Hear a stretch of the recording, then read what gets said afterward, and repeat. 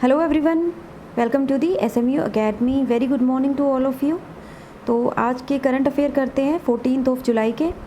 And इसके साथ ही मैं आपको बता दूं कि इसके बाद हम सोल्व करेंगे कुछ क्वेश्चन जो इन्हीं टॉपिक के ऊपर बेस्ड होंगे। साथ ही हमने मॉडर्न हिस्ट्री का यानी हिस्ट्री का एक कोर्स शुरू किया है, वो चैनल पे जाके आप देख सकते हैं ताकि आपकी हिस्ट्री जो है कवर हो सके। ओके, चलिए स्टार्ट करते हैं। तो आज का हमारा पहला टॉपिक है VSS यूनिटी स्पेसशिप। तो आखिर ये है क्या? एक्चुअली एक स्पेसशिप है जिसमें 6 मेंबर यानी कि क्रू था, 6 मेंबर्स का उन्होंने उड़ान भरी थी। एंड वो 85 किलोमीटर तक वापस आने से पहले वो धरती से 85 किलोमीटर तक उन्होंने उड़ान भरी थी। एंड इस ट्रिप को सब ऑर्बिटल फ्लाइट का नाम दिया गया। ओके, रिमेंबर 85 किलोमीटर तक वो गए थे जो कि अब वापस आ चुके हैं। एक चीज़ आपको याद रखनी है कि कर्मन लाइन, ये क्वेश्चन बन सकता है, इसके ऊपर क्वेश्चन आ सकता है कि ये क्या होती है, एक बाउंड्री होती है बिटवीन अर्थ के एटमॉस्फेयर एंड आउटर स्पेस में। तो वो आउटर स्पेस में नहीं गए थे, वो गए थे 80 किलोमीटर तक। यानी कि एक तरह से उनका मकसद था कि उन्होंने लाइन टच करनी थी एंड वो वहाँ तक गए थे। उसके बाद जाते तो वहाँ पे थोड़ी प्रॉब्लम हो सकती थी, तो वो 80 किलोमीटर तक ही गए थे। ओके, फर्दर इसके बारे में बात करते हैं। तो ये चीज़ आपको याद रखनी कि 80 से 100 किलोमीटर जो एल्टीट्यूड, इतने किलोमीटर तक की जो लाइन होती है उसे कर्मन लाइन कहा जाता है, इस बाउंड्री को। अबाउट द यूनिटी 22 मिशन, इसके बारे में अगर बात करें तो एक क्रू था, ठीक है, जो कब गया था, 11 जुलाई को बोर्ड हुआ था। एंड यूनिटी इस रॉकेट शिप का नाम था, जो कि किस कंपनी का था, वर्जिन गैलेक्टिक। तो वर्जिन गैलेक्टिक का ये रॉकेट शिप था जिसका नाम था यूनिटी। एंड ये 11 जुलाई को इसने उड़ान भरी थी। फर्दर इसके बारे में बात करते हैं, इसका ऑब्जेक्टिव क्या था इस मिशन का। यूनिटी 22 का मेन जो एक मकसद माना जा रहा है कि उन्होंने टेस्टिंग करनी थी कैबिन की और कस्टमर एक्सपीरियंस की। ओके, ताकि वो फर्दर फ्यूचर में अपने कमर्शियल यूज़ के लिए इसे यूज़ कर सके, इस एक्सपीरियंस को। तो 22 यानी कि 2022 के लिए भी उन्होंने 2 स्पेसशिप रखी हुई है ताकि वो उसे कमर्शियल यूज़ के लिए फ्यूचर में यूज़ कर सके। इसका सिग्निफिकेंस की अगर हम बात करें इंडिया के लिए, वो क्या है कि इसमें एक सिरिसा बांदला एक एस्ट्रोनॉट थी जो कि इंडियन बोर्न है, यानी इंडिया में पैदा हुई है। ओके, वो भी इस क्रू का एक पार्ट थी। तो काफ़ी गर्व की बात है भारत के लिए, क्योंकि ये 3rd वीमेन बन गई है स्पेस में जाने वाली, किसके बाद, कल्पना चावला एंड सुनीता विलियम्स के बाद। एंड इसके बाद अगर हम एक और इंडियन की बात करें जो कि स्पेसशिप में जा चुके हैं, तो वो है राकेश शर्मा। ओके, तो पहले कल्पना चावला, फिर सुनीता विलियम, अब सिरिशा बांदला, एंड उससे भी पहले राकेश शर्मा भी वो स्पेस में जा चुके हैं। नेक्स्ट, नासाज वाइपर मिशन के बारे में बात करते हैं। तो ये भी टॉपिक न्यूज़ में है। ये आखिर है क्या? एक रोवर, हम कहें रोबोट कहो या फिर रोवर, एक वाइपर है जिसे 2023 में लॉन्च किया जाएगा। ओके, और ये नासा का प्रोग्राम है, ये चीज़ आपको याद रखनी है।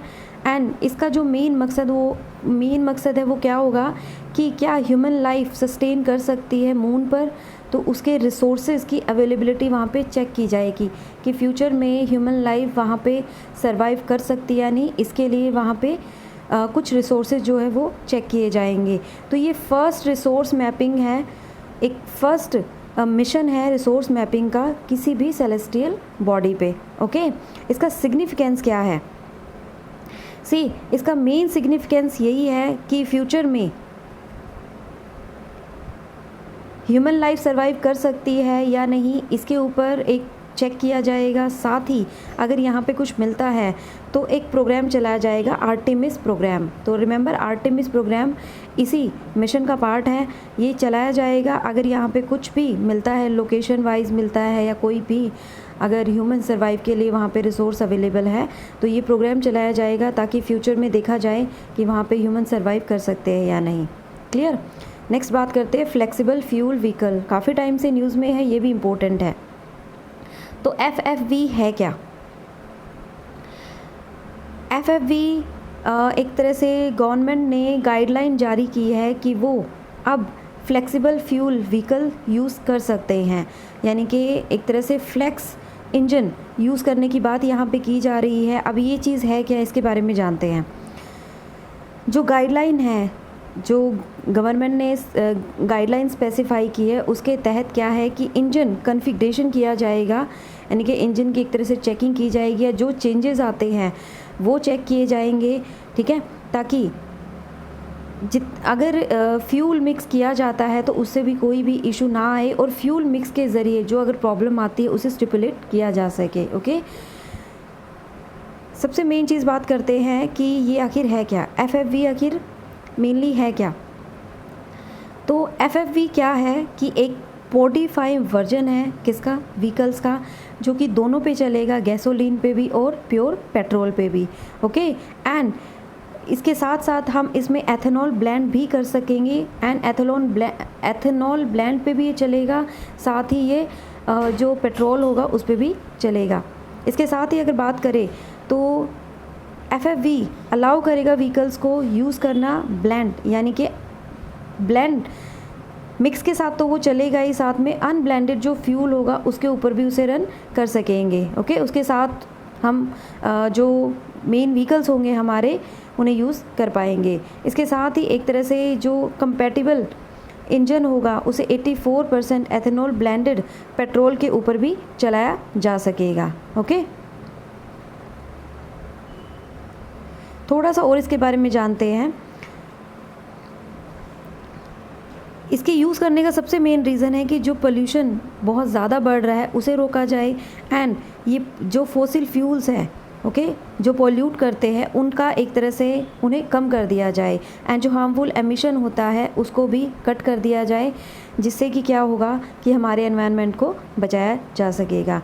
एंड अनदर बेनिफिट क्या है इसका कि ये काफ़ी, इसकी जो कॉस्ट है, ओके, वो काफ़ी कम है एज़ कम्पेयर टू पेट्रोल हो गया या बाकी गैसोलीन टाइप हो गई। तो since India has surplus produce, यानी कि कॉर्न, शुगर, वीट इंडिया में काफ़ी प्रोड्यूस किया जाता है, एंड जैसे कि हम जानते हैं कि इस ब्लेंडेड फ्यूल को बनाने में इन सब का यूज़ होता है, तो इसलिए ये फार्मर्स की इनकम जनरेट करने में, उनकी इनकम बढ़ाने में भी हेल्प करेगा, यानी फार्मर्स के लिए भी ये बेनिफिशियल है। ओके, तो जो कॉर्न, शुगर, वीट वगैरह उगाते हैं उनका उन्हें बेनिफिट मिलेगा। फर्दर अगर इसकी बात की जाए तो हम जो हमारी 80% जो नीड है क्रूड ऑयल की, वो किससे पूरी हो जाएगी, वो इस ब्लेंडेड फ्यूल से पूरी हो जाएगी। तो हमें ज़्यादा जो हम इंपोर्ट किया करते थे, हमें बाहर की कंट्रीज़ पे रिलाई करने की ज़रूरत नहीं पड़ेगी। अच्छा, बेनिफिट के साथ साथ इसकी कुछ डिसएडवांटेजेस भी है, कुछ चैलेंजेस भी हैं। वो क्या है, एक तो इसकी कॉस्ट, ओनरशिप की काफ़ी कॉस्ट होती है। दूसरा, जो हम इंजन इसमें यूज़ करते हैं उसकी भी एक कॉस्ट काफ़ी होती है, तो उसमें थोड़ा इशू आ सकता है। साथ ही ये एथेनॉल एक सॉल्वेंट का काम भी करता है, एंड जो प्रोटेक्टिव ऑयल जो हम यूज़ करते हैं व्हीकल्स में, लाइक इंजन ऑयल वगैरह, उनकी जो एक वेटेज है वो कम कर देगा, यानी कि एक उनके ऊपर असर पड़ता हुआ यहाँ पे दिख रहा है। तो ये चैलेंजेस यहाँ पे हैं। तो ये न्यूज़ थी एक ब्लेंडेड फ्यूल यूज़ करने की, हमारे जो व्हीकल्स होंगे उनमें, ताकि जो पोल्यूशन है उसे कम किया जा सके, गैस एमिशन है वो कम किया जा सके, एंड एनवायरनमेंट को बचाया जा सके। ओके, नेक्स्ट बात करते हैं ब्रायम भारती एंसिस के बारे में। तो ये क्या है, साइंटिस्ट ने डिस्कवर किया है एक नेटिव मोस स्पीसीज़ इन अंटार्कटिका। ओके, अंटार्कटिका में एक स्पीसीज़, यानी कि मोस का मतलब होता है कि एक एल्गी की फॉर्म होती है, एल्गी टाइप ही होती है, तो उसे डिस्कवर किया गया है और इसे नाम दिया गया है ब्रायम भारती एंसिस। ये नाम क्यों दिया गया है, इंडिया के जो अंटार्कटिका स्टेशन है भारती, उसके ऊपर इसका ये नाम रखा गया है। साथ ही ये पहली स्पीशीज़ है, प्लांट स्पीशीज़ है, जिसे डिस्कवर किया गया है 4 डिकेड्स में, यानी कि जो इंडियन अंटार्कटिका मिशन है वो कम से कम 4 डिकेड से काम कर रहा है, और ये पहली स्पीसीज़ है जिसे डिस्कवर किया गया है। ओके, ब्रायम भारती एंसिस। साथ ही इम्पोर्टेंट इन्फॉर्मेशन जो जाननी है आपको कि इंडिया के अंटार्कटिका स्टेशन के कुछ नाम, यानी कि कौन कौन से अंटार्कटिका स्टेशन हैं। भारती, मैत्री, दक्षिण गंगोत्री। तो ये इंडिया के अंटार्कटिका स्टेशन के नाम हैं, ये याद रखने, इनके ऊपर क्वेश्चन आ सकता है। एंड एक और इंडिया का जो आर्कटिक स्टेशन है वो कौन सा है, वो है हिमाद्री। ओके,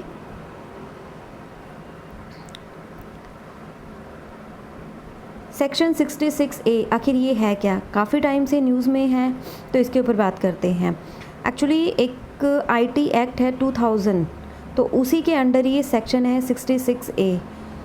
इसके ऊपर जो न्यूज़ है वो यही कि सुप्रीम कोर्ट ने एक नोटिस जारी किया है, किसको, सेंटर को, कि उन्होंने काफ़ी जगह 66A का यूज़ किया है। एंड इसके तहत सुप्रीम कोर्ट ने इसे देखते हुए उन्हें एक नोटिस जारी किया है कि जब हमने इस एक्ट के तहत इसको बहुत साल पहले हटा दिया था, आप इसका अभी भी यूज़ क्यों कर रहे हैं। ओके, तो इसका एक रीज़न ये भी है कि इसकी वायलेशन देखी गई है, यानी कि ये जो एक्ट है, ये जो सेक्शन है, ये फ्री स्पीच के ऊपर है, यानी कि अगर फ्री स्पीच का वायोलेट किया जाता है, उसका उल्लंघन किया जाता है, तो उसके ऊपर सेक्शन 66A लगाया जा सकता है। ओके, तो कोर्ट ने श्रेया सिंगल केस 2015 में इस सेक्शन को अनकॉन्स्टिट्यूशनल करार दे दिया गया था, वायलेशन एक तरह से इसे कहा गया था फ्री स्पीच का, तो इसे स्क्रैप कर लिया गया था ताकि इसका फ्यूचर में मिसयूज़ ना हो। लेकिन इसका काफ़ी केसेस में मिसयूज़ देखा गया है, तो उसके चलते सुप्रीम कोर्ट ने फिर से नोटिस जारी किया है कि जब हमने ये एक्ट हटा दिया था तब भी आप इसका यूज़ क्यों कर रहे हैं। तो थोड़ा सा IT एक्ट के बारे में जानते हैं। जो IT एक्ट जिसके अंडर ये 66A सेक्शन आता है वो 2000 एक्ट है, एंड ये इसे एक ई-कॉमर्स का नाम भी दिया जाता है, ई-कॉमर्स भी कहा जाता है।